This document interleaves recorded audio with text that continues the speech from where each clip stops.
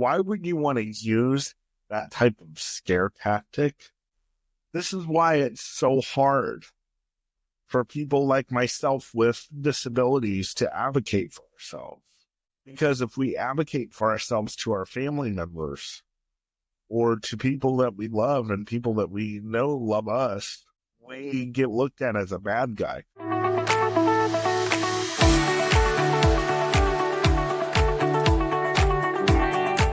Wow, guys, can you believe it? We're already over 20 episodes into Nick Speaks, but here's the truth. I couldn't have done it alone. The amazing team at Goodnight Podcasting Solutions has been with me every step of the way, from those early strategy sessions all the way to editing, promotion, and even helping me land guests. They've made it so all I have to do is show up, record, and focus on delivering the message. Kyle at Goodnight Podcasting Solutions tailors everything to your unique needs and is so creative to give you what you're looking for. But one thing's for sure, he gives 110% to help you create an incredible podcast. So if you've ever thought about starting your own podcast, now's the time. Hit the link in the show notes, set up a strategy session with Kyle, and get ready to take your podcast to the next level. Trust me, you won't regret it. Hi, everybody. Welcome to this installment of the Nick Speaks podcast, the podcast dedicated to the disabled community where we speak up, speak out, and speak loud. I am your host, Nicholas Comstock. If you're out there and you take care of someone with a disability, I have a question for you. Why do you do it? You say, Nick, I do it because they're my family member and I love them. Okay. Well, then I have this question for you.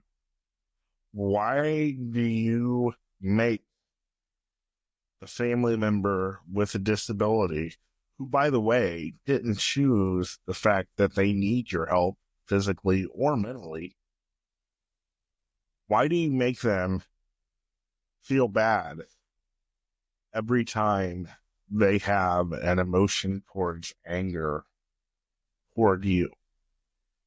You say, Nick, what are you talking about?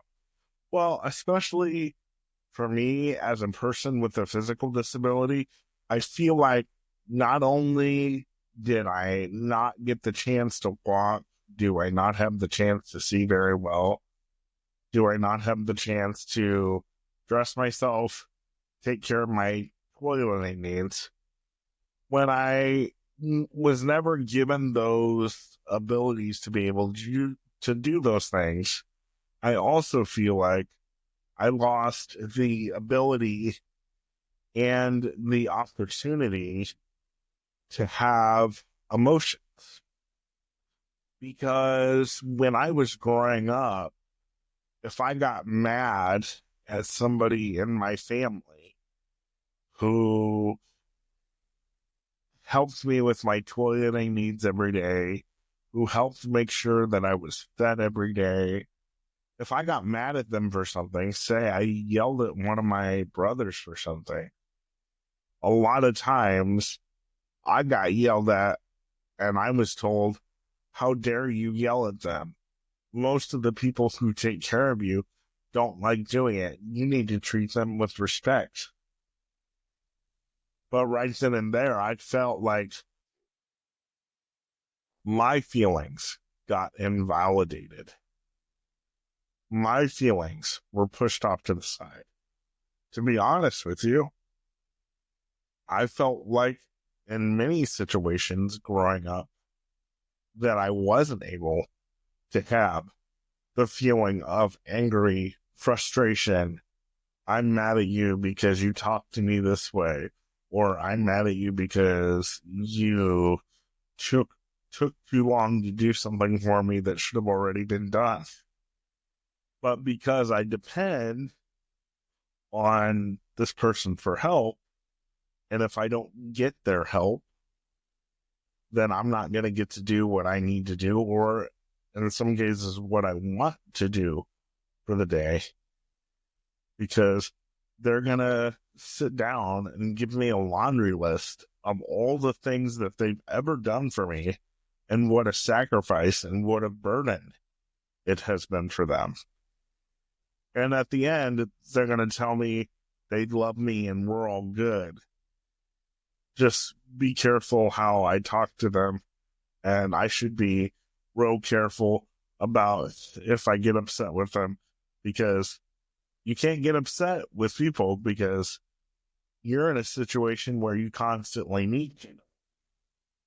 So I feel like many times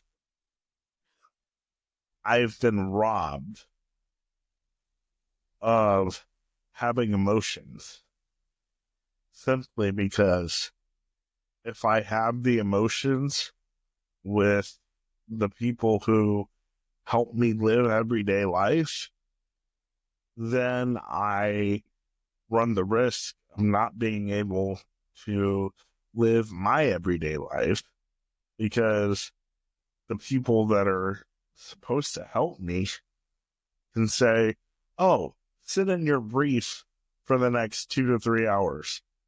I know you just crapped on yourself, but since you got mad at me, you know what? You're going to sit there. And I've had things like that happen to me. And so what I want to ask those of you who help people like myself on a daily basis is, why are you helping us? Is it because you genuinely care about us and we're part of your family and you want to see us thrive just like the rest of your family members that don't have a disability?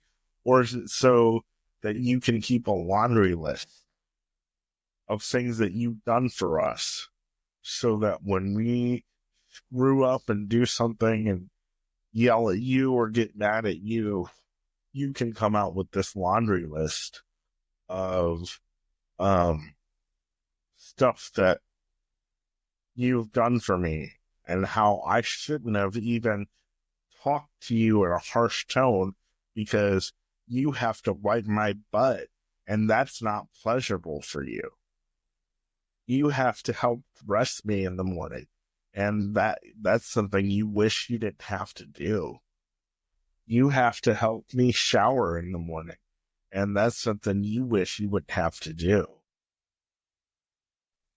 Well, did you ever think about this?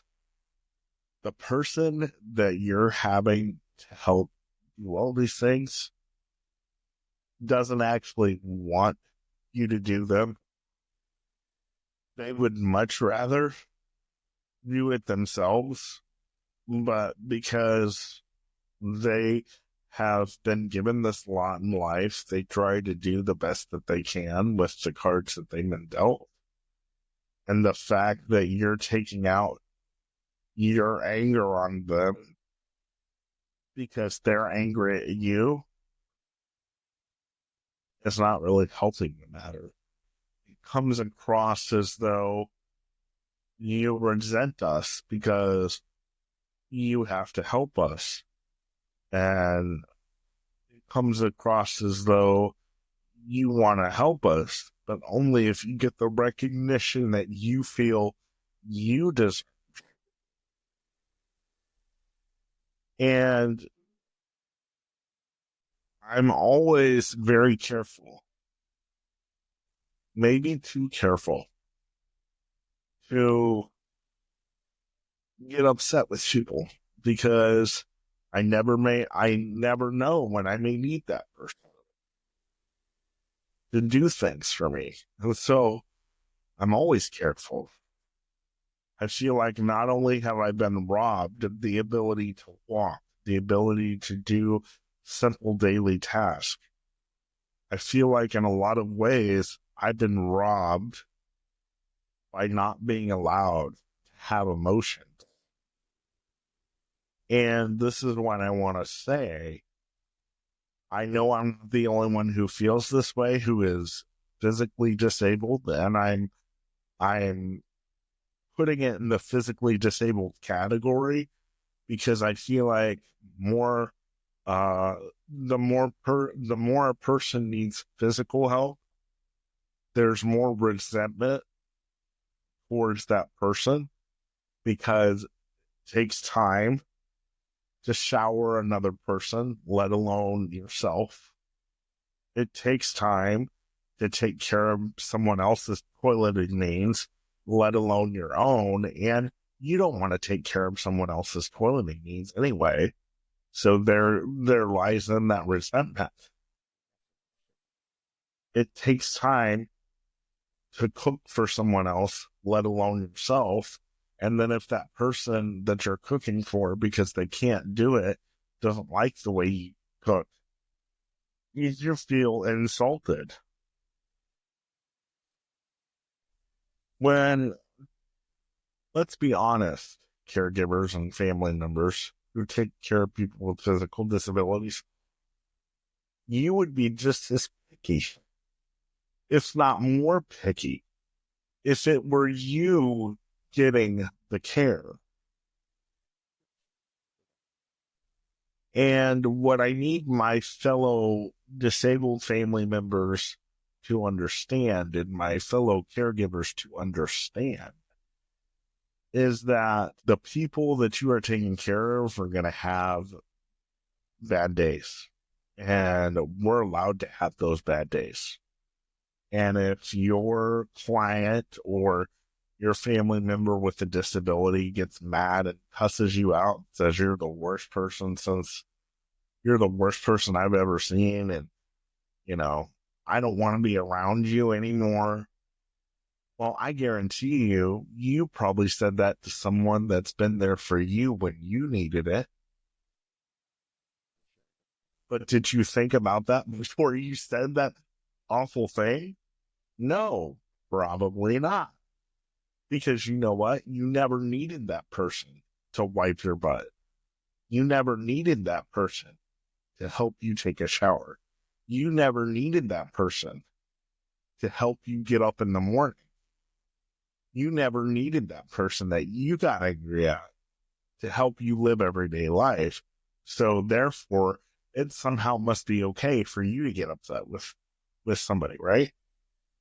Because after all, you don't need them to do daily tasks. They're your family. Family gets mad at family, right? Friends get mad at friends, right? And you're probably out there saying, yeah, right, that's true, Nick. Well, in my case, as a person with a disability, that hasn't been true. I've been sat down many times by people and said, you're upset with this person or you're upset with me, and you don't have a right to be upset with me because I take care of you. I've put a roof over your head. I've done this. I could have neglected you. I could put you in a nursing home. That's my favorite one. I could put you in a nursing home. If you really love someone that you're taking care of who has a physical disability, why would the words, I could put you in a nursing home, ever come out of your mouth? Why would you want to use that type of scare tactic? This is why it's so hard for people like myself with disabilities to advocate for ourselves. Because if we advocate for ourselves to our family members or to people that we love and people that we know love us, we get looked at as a bad guy. Oh, you want to talk to me like that? You want to express your feelings like that? I'll just go ahead and drop you off at the nearest nursing home. Or maybe I won't feed you. All because we had a bad day with our disability. Or, you know what? You generally pissed us off. It has nothing to do with our disability. You generally pissed us off, and we decided to be human. But because we have a disability and we depend on you to help us, for some reason, it's been in an unwritten manual somewhere that we're not allowed to have an emotion because we may need you to help us at any time. The next time the person you're taking care of that has a disability gets upset with you and starts yelling at you and starts expressing that they're upset with you, before you go take out your laundry list of everything that you've done for them, maybe you should sit down and listen. Because at the end of the day, number one, it's not their fault that you have to do everything for them. Number two, they're human just like you. And just because they need help doing everyday tasks doesn't mean that they don't have the right to get upset with you. Should they be nasty to you? Nobody should be nasty to each other. But at the end of the day, we're human beings. But I feel like people with disabilities, you know, it's so funny in my comments sometimes people will say that I'm privileged or whatever, and I don't know what they mean by that. They're privileged because I have a disability and I need people to help me. Hey, I love how people say that I'm privileged sometimes. But you know what? Sometimes I feel like I've lost the privilege. If we're going to call it that. Sometimes I feel like I've lost the privilege to have feelings. And I would like that given back. Yeah, you know what? Your son, your daughter may say something to you, mom and dad, that you just don't think is fair. And let me be very clear. I'm not condoning disrespect. I'm not condoning that at all. But I got to say this to you too. Parents, when your adult son or daughter is living at home with you because they have a disability and they haven't figured out a way to move out on their own, maybe they're not comfortable with it, or maybe you're holding them back from it. Who knows? But it's not their fault that they're still living at home. So for you to say, well, if you're going to live in this household, you can't talk to me like that. That's not really fair either. And I'm not saying if they're cussing you out like a sailor that they're in the right and that you should handle and that you shouldn't be upset about that. What I'm saying is having the right to express their emotions should not be taken away from them simply because the person they're expressing their emotions towards has to help them with everyday tasks, such as taking a shower, cooking a meal, whether you do really nice things for them and you go out to dinner and you pay for it and you want to use that as a laundry list of things to get upset. I'm tired of having to bottle up my emotions as a person with a disability simply because I don't want to upset or anger someone who has done so much for me and who I depend on. I should be able, your son or daughter who is disabled should be able to have emotions toward you and should be able to express those emotions towards you without fear of being told they're going to go to a nursing home or being reminded of everything that you've done, being reminded of everything that you've done for them since birth. Let your special needs family members, let your special needs clients have their emotions. And you know what? If it gets out of control, we all get out of control sometimes. Do what you have to do to get it back into control. But don't deny your special needs family members or clients, whichever falls in. Don't deny them the right to be angry. Don't deny them the right to have a negative emotion towards you. Because I grew up having all kinds of negative emotions thrown at me. But yet, when I wanted to have negative emotions towards the same people who were throwing their negative emotions on me, it was like, oh my God, how dare you, Nick? After all I've done for you? And I still struggled with keeping emotions bottled up.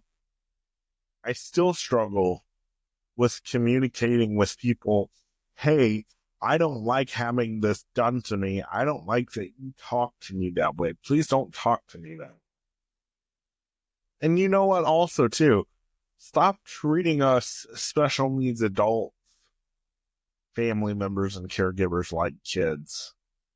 If we don't say please or thank you, yes, we should say it as often as we can. Everybody should say please or thank you as often as they can. But if we don't say it, don't even jokingly say please. Or when you give us something and we don't say thank you right away, don't look at us and say, now, what did you say? Because that's really pissed me off. Like I said, this is the podcast dedicated to the disabled community where we speak up, speak out, and speak loud about the topics that matter to the disabled community. And I believe that this is a topic, being allowed to have our own emotions, that a lot of people with disabilities would like to express, but they're afraid to because they're afraid, number one, they could be put in a nursing home, or they're going to be sat down for a 3.5-hour conversation and told everything that has ever been done with them since birth. And how dare, they ever have these emotions. Well, just keep in mind, able-bodied mother and father that are taking care of your disabled son or daughter. There have been times that you were mad at your family or you were mad at your parents, but they took care of you. They never threatened to put you in a nursing home. Well, you say, Nick, that's because I was able-bodied. But yeah, but did they threaten to put you out on the street? You say, yeah, they threatened to put me out on the street. Okay, so how did that make you feel? And why would you threaten that to your special needs kid? Why would you allow the cycle, special needs parents, of what happened to you to continue with your kid? Your parents ever tell you, if you don't like my rules, there's the door. If you want to leave at the age of 18, go ahead. Well, guess what? Your special needs son or daughter may not have that option right now. Who knows? They may never have that option. They may never want that option. So for you to say, if you don't straighten up, or, wow, you treat me like this and I could put you in a nursing home, for you to continue with that cycle of the same emotional, mental abuse that you went through is uncalled for and unacceptable. Please, special needs family members, allow those of your family members with special needs to express their emotions. At times it may get explosive, but those of you without special needs get explosive all the time, and you don't think twice about it. So why should you think anything more when your special needs child goes off and slams the door, or, tries to express how they feel, and it's in a way you don't like it? We all have those emotions, whether we're disabled or not. I just feel, and I've experienced as a disabled young man in a wheelchair, that people with a lot of physical challenges, especially, are constantly tasked with keeping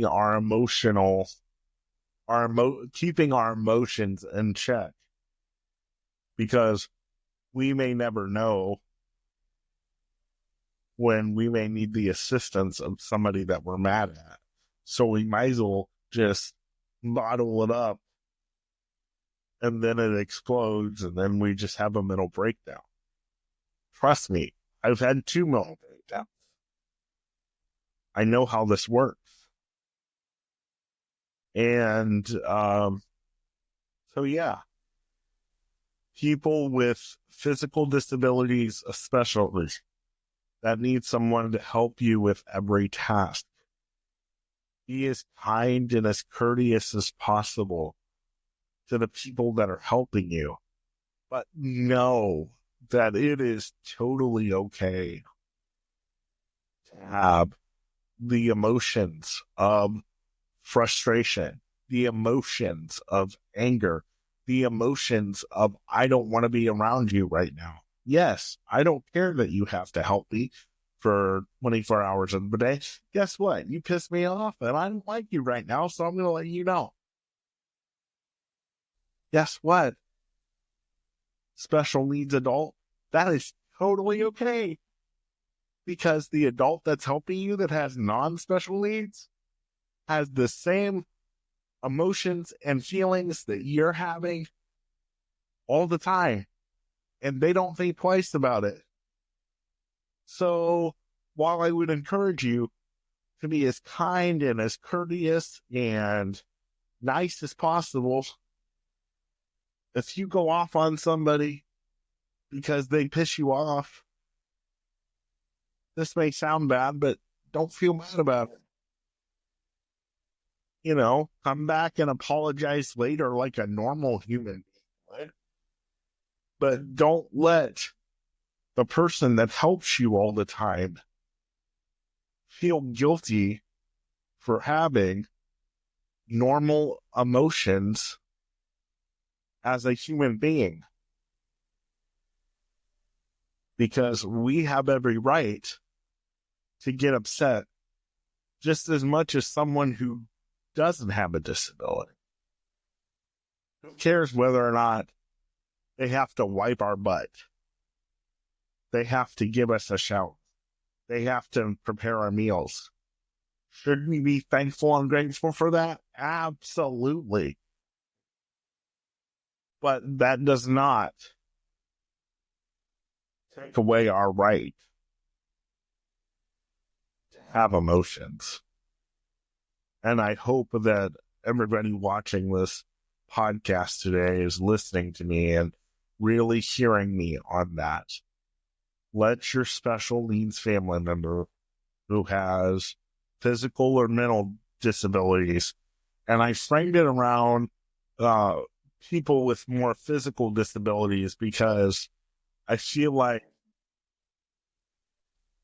we get more of the brunt of our family members' negative emotions toward us because they have to help us so much. And then when we turn around and get upset with them, it's, how dare you?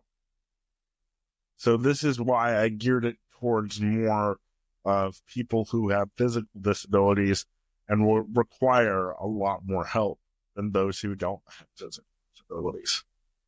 So allow your special needs family members to have emotions, because at the end of the day, they're human too.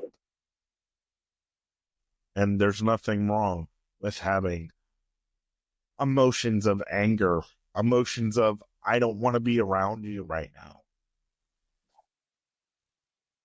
Their disability has nothing to do with the fact that they have those emotions. The fact that you have to wipe their butt every day has nothing to do and should have nothing to do with how they're treated, how they're cared for after they express their negative emotion towards you. So please, allow people with disabilities to have our emotions, because so much has already been taken away from us from a physical standpoint. Allow us to have our emotions. Allow us to have our bad days. Allow us to have our days where we blow up on you and call you everything but a child of God. Okay? And why? Because we're human. I hope this helps those of you who care for people with disabilities today and sheds some light on some emotional struggles that people with disabilities struggle with, because a lot of times we're expected to keep all of our emotions inside and not express that.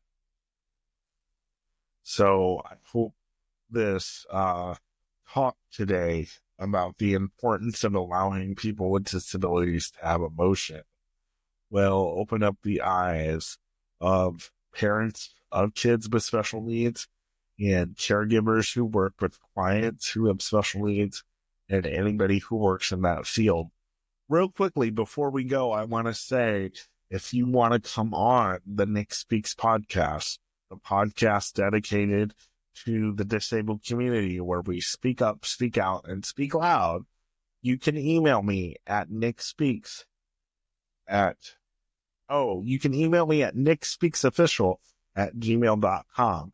You can also comment down in the section of our YouTube channel, which, by the way, as of this recording, we're at 544 subscribers. So if you could help us get to 1,000 subscribers so we can monetize, I would greatly appreciate it.